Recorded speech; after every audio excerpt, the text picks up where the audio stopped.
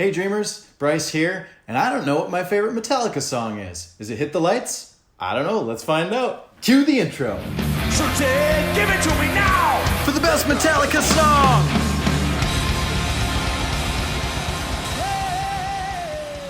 Starting off this journey with Hit the Lights from Kill 'Em All, 1983. I can't judge them based off of their mix or their originality because I don't live in that time period and I haven't heard every song in the world. All I can judge them on is whether their lyrics are satisfactory, whether their instrumentation is really rad, whether their composition brings everything together, whether it's very memorable, and also how I feel about it, emotional range. I promise I don't have it. You know, before we begin, someone told me yesterday that I'm not allowed to rate music unless I have some experience in the music industry. Do I?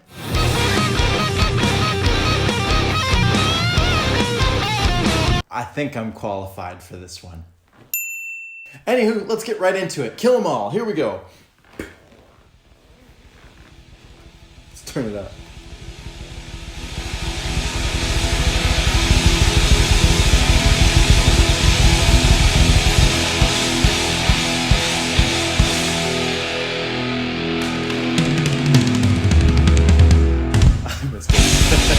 You know, I'm really curious about why they decided to do a fade-in intro.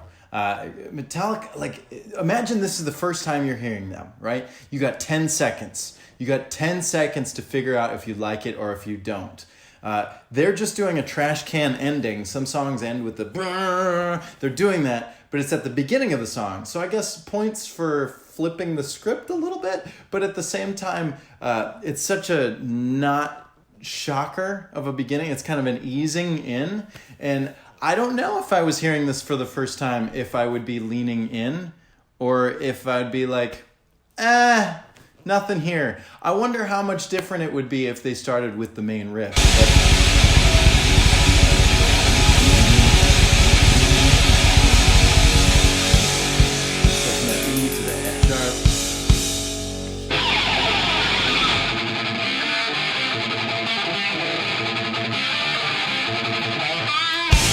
Okay, I gotta get the guitar for this. I can't just sit.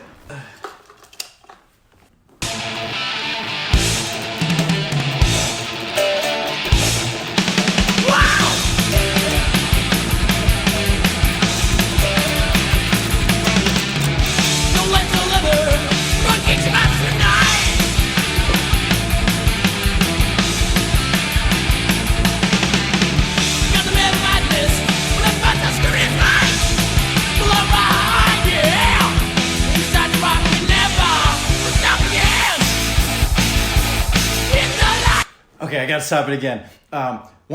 There's a couple of things that I'm noticing here. One thing that I think it's interesting about Kill 'Em All is how much ride cymbal Lars is using. He's using the ride cymbal so much. And somewhere around like Reload, the ride cymbal disappears. Like somewhere right after Reload, it turns into another China cymbal. So I just think it's interesting how much he's using it and then how little he uses it after, say, like Bleeding Me. But it's like the main thing. Where now, when they're playing it live, he's using the crash cymbal. But in the old recordings, he's using the ride cymbal. The other thing I gotta point out is that from a composition standpoint, this chorus is very interesting to me because we have time signature changes. I don't know if it's balancing between 4/4 and 3/4 or if they're just calling it 7/4 straight through. But if you listen to the count for the chorus,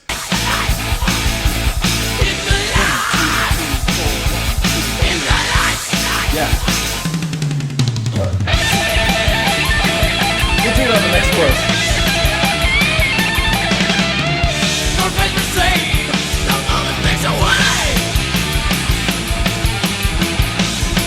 Oh, that's the other thing. The one thing that makes Lars stand out from other drummers is that second, he's not crashing on the downbeat, he's hitting the crash with the snare cymbal on the upbeat. So you got, instead of a you got a It's the offbeat. It's the off, and that's how you can kind of tell when Lars is drumming versus somebody else. There's a lot of those offbeat cymbal and snare hits that like it stands out. It's interesting. It's new.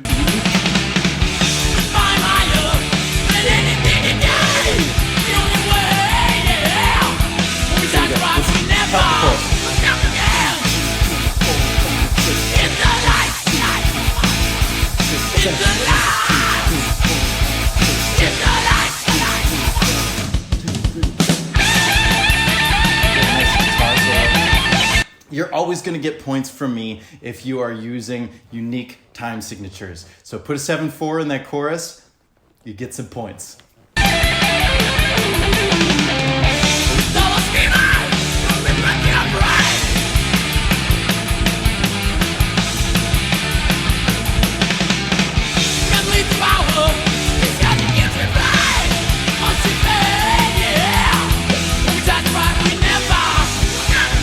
Triplets there.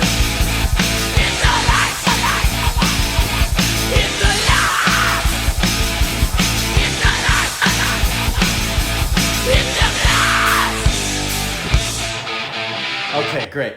So I'm also a big fan of pattern breaks. All right. So every single chorus, we've had 2 choruses. This is the 3rd chorus.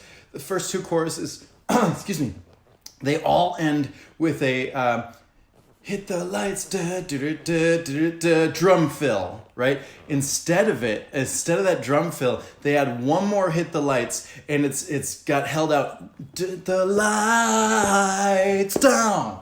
And it like has an extended portion to it. So pattern breaks. First chorus, we have it just normal, and then there's a drum fill. Second chorus, there's a different drum fill. Third chorus, there's an extended outro from the chorus. And now we've got the true pattern break. The whole song has been fast lick, and then some chords for the verses, but then they kind of A-B, like call and response between the fast part and the chords. And then we have the chorus, which is a different pattern as well. But we're going intro, and then verse, which is kind of the intro, and then chorus. Intro with a solo, verse, chorus. Intro with a solo, verse, chorus, extended out. Now we have a brand new riff. And now this is what I talk about with composition. Now it's exciting. Now we were expecting it to either end or to go back to the same thing before. Now we have a completely different riff. Everything is stopped, just guitar. We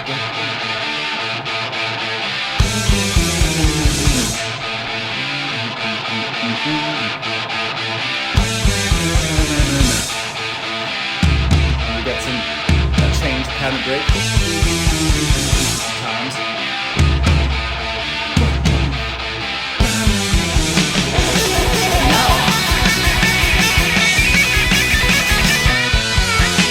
So it's a very similar, we changed the riff, right? It was da da da da da, but when it came into the guitar solo, they're actually playing it in a different, on a different note. I think it was A before, was it A and now they're playing an E? Now I gotta get my guitar and figure it out. I think it was something like.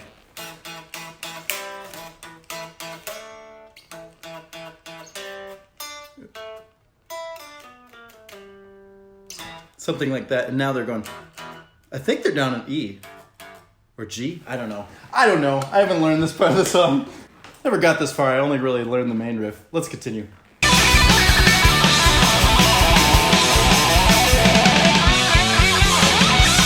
love that fast rhythm and then triplets.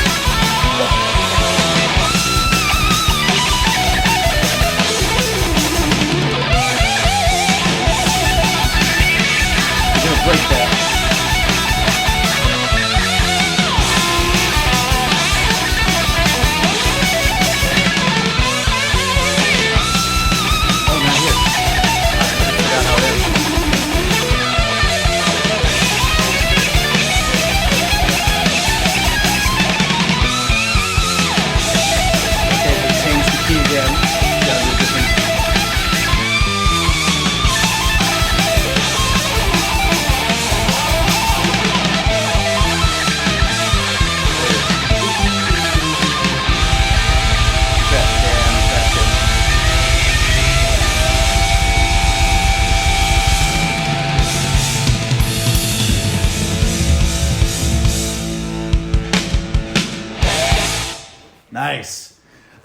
how do they know how many hits to do at the end? I've seen them live 7-8 times, and sometimes it's like 8 hits, sometimes it's 4, it's always a different number. I don't know if they have like a set, they know that this song ends with that many hits or whatever, but like, I don't know if I could keep track of it.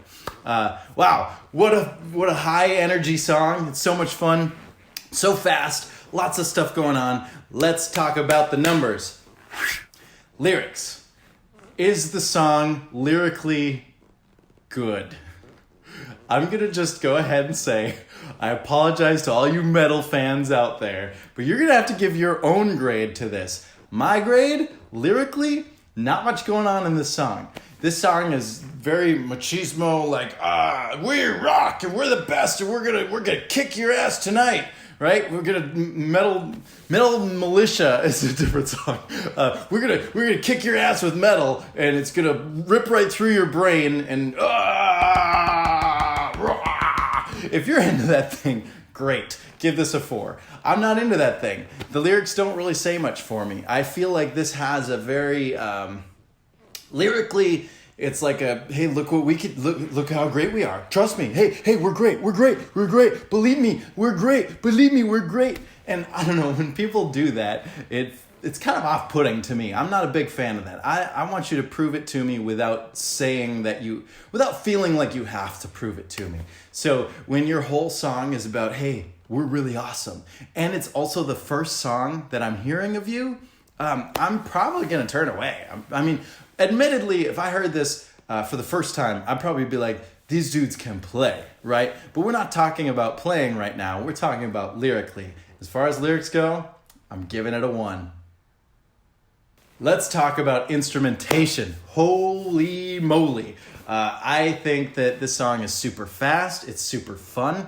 There's only a handful of riffs. There's the main riff, and then there's the chorus riff, and then there's the verse riff as well,